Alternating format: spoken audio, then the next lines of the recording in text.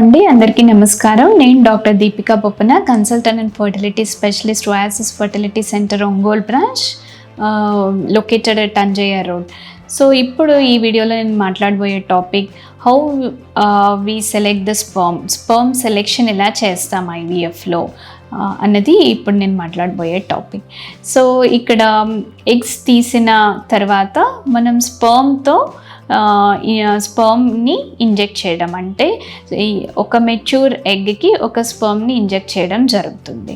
So ఇక్కడ ఎటువంటి ఎలా స్పర్మ్ని సెలెక్ట్ చేస్తాము అనేది చాలా ఇంపార్టెంట్. బికాజ్ న్యాచురల్గా మనకి ఒక ఎగ్ చుట్టూ మనకి ఆల్మోస్ట్ హండ్రెడ్స్ ఆఫ్ స్పర్మ్స్ అన్నవి చుట్టూ చేరడం జరుగుతుంది. బట్ ఒక్కటే ఎగ్ లోపలికి ఎంటర్ అయ్యి ఫర్టిలైజేషన్ జరుగుతుంది. So there is selection at the level of the oocyte అనమాట. సో ఒక స్పర్మ్ మాత్రమే సెలెక్ట్ చేసుకుంటుంది. సో ఇక్కడ కూడా మనం ఇంజెక్ట్ చేస్తున్నప్పుడు ద బెస్ట్ స్పర్మ్ని సెలెక్ట్ చేసుకుని మనం ఇంజెక్ట్ చేయాలి. మనం యూజువల్గా బెస్ట్ స్పర్మ్ అంటే గనక మొటైల్ స్పర్మ్ అంటే కదలిక ఉన్న స్పర్మ్ని, అలాగే లెస్ డిఎఫ్ఐ అంటే డిఎన్ఏ ఫ్రాగ్మెంటేషన్ అన్నది తక్కువగా ఉన్న స్పర్మ్ని సెలెక్ట్ చేసినప్పుడు మనకి best rates of embryo formation ఉంటాయి. అలాగే ఎంబ్రియో క్వాలిటీ అనేది బెటర్గా ఉంటుంది.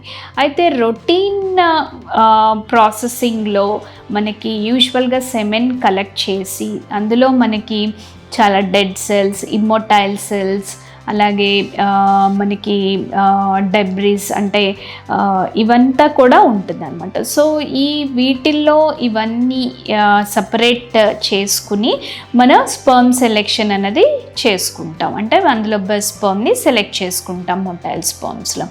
సో మనకి ఈ డిఎఫ్ఐ అంటే ఏంటి? ముఖ్యంగా డిఎఫ్ఐ అంటే డిఎన్ఏ ఫ్రాగ్మెంటేషన్ ఇండెక్స్ అనమాట. స్పర్మ్లో న్యూక్లియస్లో ఉండే ఈ డిఎన్ఏలో మనకి అందరికీ తెలిసిందే, డిఎన్ఏ అంటే ఈ డబుల్ స్ట్రాండెడ్ స్ట్రక్చర్ ఉంటుందన్నమాట.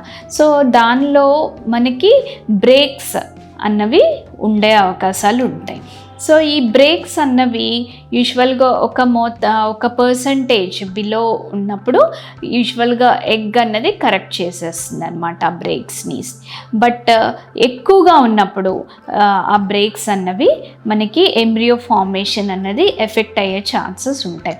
సో అందుకనే మనకు బెస్ట్ స్పర్మ్ని సెలెక్ట్ చేసుకోవడం అంటే motile sperm and also less DFI less అంటే తక్కువ పర్సంటేజ్ ఆఫ్ బ్రేక్స్ ఉన్న డిఎన్ఏ బ్రేక్స్ ఉన్న స్పర్మ్ని సెలెక్ట్ చేసుకోవాల్సిన అవసరం ఉంది.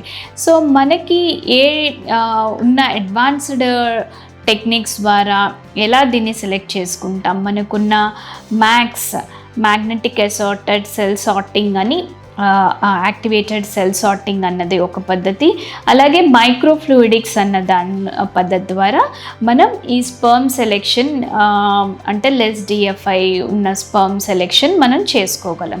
సో దీనిలో మనకి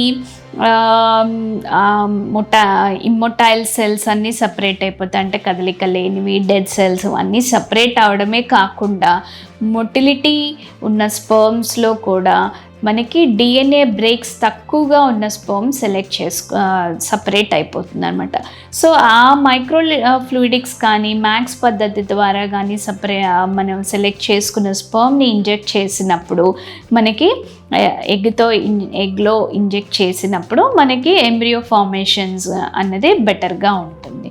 సో ఇలా మనం మోడర్న్ టెక్నిక్స్ని, అడ్వాన్స్డ్ టెక్నిక్స్ని యూజ్ చేసుకుని స్పర్మ్ సెలెక్షన్ చేసుకోవడం వల్ల మనకి బెటర్ ఎంబ్రియో ఫార్మేషన్ రేట్స్ అన్నవి ఉంటాయన్నమాట. Thank you very much.